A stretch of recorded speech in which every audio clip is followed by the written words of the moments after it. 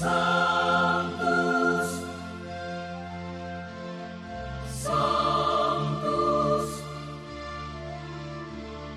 Sanctus Dominus Deus Sabaoth. Bapak, Ibu, dan saudara-saudariku yang terkasih dalam Tuhan kita Yesus Kristus, salam sejahtera untuk kita semua. Berkat Allah yang Maha Kuasa senantiasa menyertai kita.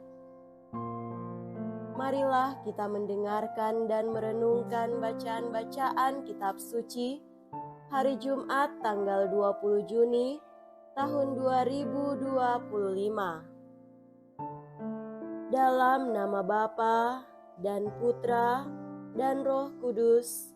Amin. Bacaan pertama dari surat kedua Rasul Paulus kepada jemaat di Korintus, bab 11 ayat 18, dilanjutkan dengan ayat 21b sampai ayat 30. Saudara-saudara, karena banyak orang bermegah-megah secara duniawi, aku pun mau bermegah. Jika orang lain berani membanggakan sesuatu, maka aku pun seperti orang bodoh, kukatakan berani juga. Mereka orang Ibrani, aku juga. Mereka orang Israel, aku juga. Mereka keturunan Abraham, aku juga. Mereka pelayan Kristus, aku berkata seperti orang gila, aku lebih lagi. Aku lebih banyak berjerih payah, lebih sering di dalam penjara, didera di luar batas, kerap kali dalam bahaya maut. 5 kali aku disesah orang Yahudi, setiap kali 40, kurang 1 pukulan. 3 kali aku didera, 1 kali aku dilempari dengan batu, 3 kali mengalami karam kapal, sehari semalam aku terkatung-katung di tengah laut. Dalam perjalananku, aku sering diancam bahaya banjir dan bahaya penyamun, bahaya dari pihak orang-orang Yahudi dan dari pihak orang-orang bukan Yahudi. Bahaya di kota, bahaya di padang gurun, bahaya di tengah laut, dan bahaya dari pihak saudara-saudara palsu. Aku banyak berjerih payah dan bekerja berat. Kerap kali aku tidak tidur. Aku lapar dan haus. Kerap kali aku berpuasa, kedinginan dan tanpa pakaian. Di samping banyak hal lain lagi yang tidak disebutkan, masih ada urusanku sehari-hari, yaitu untuk memelihara semua jemaat.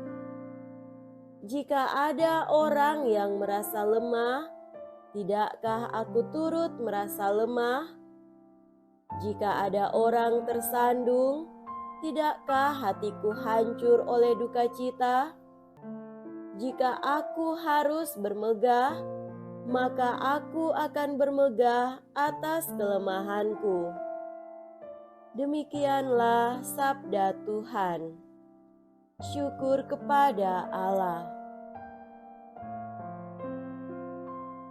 Semoga Tuhan beserta kita sekarang dan selama-lamanya. Inilah Injil suci menurut Santo Matius. Dimuliakanlah Tuhan. Injil Matius bab 6 ayat 19 sampai 23. Dalam khotbah di bukit, Berkatalah Yesus, "Janganlah kalian mengumpulkan harta di bumi, ngengat dan karat akan merusakkannya, dan pencuri akan membongkar serta mencurinya. Tetapi kumpulkanlah bagimu harta di surga. Di surga, ngengat dan karat tidak merusakkannya, dan pencuri tidak membongkar serta mencurinya. Karena di mana hartamu berada, di situ pula hatimu berada. Mata adalah pelita tubuh. Jika matamu baik, teranglah seluruh tubuhmu. Jika matamu jahat, gelaplah seluruh tubuhmu. Dan jika terang yang ada padamu gelap, betapa gelapnya kegelapan itu."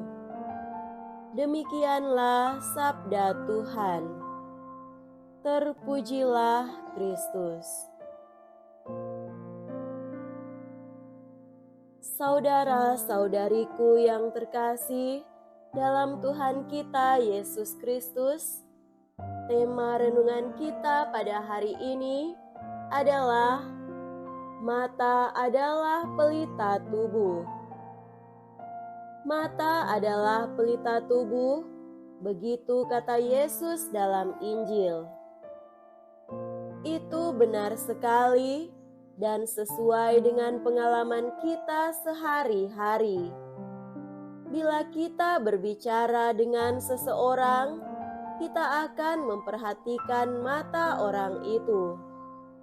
Kalau mata orang itu tidak tenang, ia melihat ke sana kemari, berarti orang itu tidak konsen dan tampaknya tergesa-gesa, atau malah tidak suka diajak bicara. Seorang pemuda yang sedang terpesona pada seorang gadis tentu akan main mata dengan gadis tersebut. Demikianlah mata seseorang menunjukkan kepribadian dan apa yang sedang menjadi isi hati orang itu. Bahkan mata sering dijadikan pokok pengenalan identitas seseorang. Perhatikan saja tayangan di koran atau televisi untuk seorang yang disangka penjahat atau pencuri. Mungkin wajah orang itu ditampilkan, tetapi matanya ditutupi.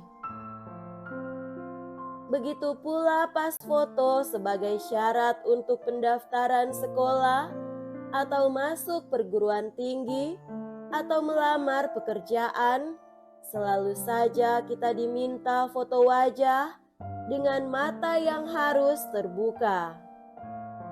Saudara terkasih, sekali lagi kita merenungkan sabda Tuhan, mata adalah pelita tubuh.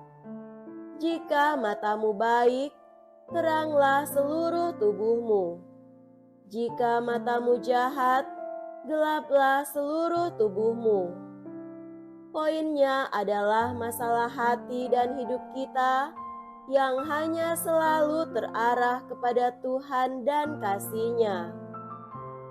Demikianlah bila kita dekat dengan Tuhan dan senantiasa merenungkan sabda-Nya serta mengikuti kasih sayang-Nya, dengan sendirinya itu akan bersinar keluar dan mata menjadi seluruh isi hati dan hidup pribadi kita kepada sesama dan dunia. Maka yang digarap pertama adalah hati dan pikiran kita agar selalu mengarah pada harta di surga seperti sabda Tuhan dalam Injil. Mengarahkan hati selalu pada Tuhan memerlukan tertib rohani yang sungguh-sungguh. Di tengah kesibukan sehari-hari, disiplin rohani amat penting dan utama. Cara paling mudah untuk berdisiplin adalah memiliki kebiasaan dan jam waktu rohani yang tertentu. Misalnya saja, kita membiasakan diri dan juga buat anak-anak kita bangun pagi langsung berdoa dahulu. Bila mungkin kita ikut misa pagi, kita perlu membiasakan diri datang ke gereja paling lambat 15 menit sebelum misa dimulai. Lalu kita selalu berdoa malaikat Tuhan pada jam 6, jam 12, dan jam 6 sore. Kita sebaiknya juga mempunyai kebiasaan membaca kitab suci dan bacaan rohani yang baik. Syukurlah lagi kita mempunyai jam suci, adorasi ekaristi setiap hari, pada jam yang tetap atau tertentu. Dan lihatlah, kemudian hati kita damai dan mata kita pun teduh dan sejuk, sebab damai Tuhan mengalir dalam hidup kita dan memancar melalui mata kita kepada sesama. Semoga demikian. Amin. Dalam nama Bapa dan Putra dan Roh Kudus. Amin.